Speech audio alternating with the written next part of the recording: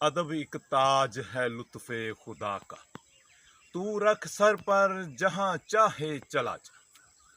अदब एक इस तरह की चीज़ है ਜਿਹੜੇ ਬੰਦੇ ਦੇ ਵਿੱਚ ਉਹ ਮੌਜੂਦ ਹੈ, ਉਹ ਜਿਹੜਾ ਮਰਜ਼ੀ ਕਾਰੋਬਾਰ ਕਰੇ, ਜਿੱਥੇ ਮਰਜ਼ੀ ਉਹ ਚਲਾ ਜਾਵੇ, ਉਹਦੀ ਇੱਜ਼ਤ ਹੀ ਹੋਵੇ। ਲੇਕਿਨ ਅਗਰ ਇਹ ਅਦਬ ਤੁਸੀਂ ਨਹੀਂ ਰੱਖਦੇ, ਤੁਹਾਨੂੰ ਬੋਲ ਚਾਲ ਦਾ ਨਹੀਂ ਪਤਾ, ਤੇ ਤੁਸੀਂ ਕੋਈ ਵੀ ਕਾਰੋਬਾਰ ਸ਼ੁਰੂ ਕਰ ਲਵੋ ਤੇ ਤੁਹਾਡਾ ਕੰਮ ਨਹੀਂ ਚੱਲਣਾ। ਅਦਬ ਤੋਂ ਬਗੈਰ ਕੋਈ ਕਾਰੋਬਾਰ ਨਹੀਂ, ਅਦਬ ਤੋਂ ਬਗੈਰ ਮੁਲਾਜ਼ਮਤ ਵੀ ਤੁਸੀਂ ਕਰੋਗੇ ਤੇ ਤੁਹਾਡੀ ਇੱਜ਼ਤ ਕੋਈ ਨਹੀਂ। ਲੇਕਿਨ ਅਗਰ ਤੁਸੀਂ ਅਦਬ ਸਿੱਖ ਲਿਆ ਤੇ ਇਨਸ਼ਾਅੱਲਾ ਤੁਸੀਂ ਭਾਵੇਂ ਗੰਡੇਰੀਆਂ ਵੇਚੋ, ਰੇੜੀ ਤੇ ਸਮਾਨ ਵੇਚੋ, ਕੱਪੜੇ ਦੀ ਦੁਕਾਨ ਬਣਾਓ, ਕਰਿਆਨੇ ਦੀ ਦੁਕਾਨ ਬਣਾਓ, ਇਸ ਤੋਂ ਇਲਾਵਾ ਤੁਸੀਂ ਦੁਨੀਆ ਤੇ ਕੋਈ ਵੀ ਕੰਮ ਹੈ ਉਹ ਕਰ ਲਵੋ, ਤੁਹਾਡਾ ਕੰਮ ਚੱਲੇਗਾ, ਬਿਜ਼ਨਸ ਤਰੱਕੀ ਕਰੇਗਾ। ਲੇਕਿਨ ਅਗਰ ਅਦਬ ਨਹੀਂ ਤੇ ਤੁਹਾਡਾ ਕੋਈ ਕੰਮ ਨਹੀਂ ਹੋਣਾ।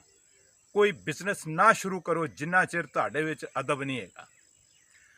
ਅਦਬ ਅਗਰ ਤੁਸੀਂ ਆਪਣੇ ਸੀਨੇ ਦੇ ਨਾਲ ਲਾ ਲਿਆ, ਅਦਬ ਤੋਂ ਮੁਰਾਦ ਇਹ ਨਹੀਂ ਹੈਗਾ ਵੀ ਤੁਸੀਂ ਮਿੱਠੀ ਜ਼ਬਾਨ ਦੇ ਨਾਲ ਹੀ ਬੋਲਣਾ। ਤੁਹਾਨੂੰ ਇਹ ਪਤਾ ਹੋਣਾ ਚਾਹੀਦਾ ਵੀ ਜਦੋਂ ਤੁਸੀਂ ਬੋਲਣਾ ਹੈ ਤੇ ਤੁਸੀਂ ਕਿੱਥੇ ਖੜੇ।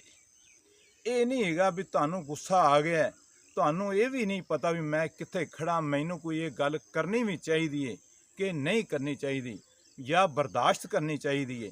ਅਗਰ ਤੁਸੀਂ ਜਿੱਥੇ ਮਰਜ਼ੀ ਖਲੋ ਕੇ ਲੜਾਈ ਝਗੜਾ ਸ਼ੁਰੂ ਕਰ ਦਿੰਦੇ ਜੇ, ਇਹ ਨਹੀਂ ਜੇ ਵੇਖਦੇ ਵੀ ਮੈਂ ਕਿੱਥੇ ਖੜਾ, ਤੇ ਇਹਨੂੰ ਅਸੀਂ ਬੇਅਦਬੀ ਆਖਾਂਗੇ। ਅਦਬ ਤੋਂ ਬਗੈਰ ਕੋਈ ਚਾਰਾ ਨਹੀਂ ਹੈਗਾ, ਕਿਸੇ ਮੈਦਾਨ ਦੇ ਵਿੱਚ ਤੁਸੀਂ ਕਾਮਯਾਬ ਨਹੀਂ ਹੈਗੇ। ਇਸ ਵਾਸਤੇ ਸ਼ਾਇਰ ਨੇ ਕਿਹਾ ਸੀ, ਅਦਬ ਇੱਕ ਤਾਜ ਹੈ ਲੁਤਫੇ ਖੁਦਾ ਕਾ, तू रख सर पर जहाँ चाहे चला जा। अगर तुहानू मेरी ये वीडियो अच्छी लगी है तो अगे लाजमी शेयर कर देना।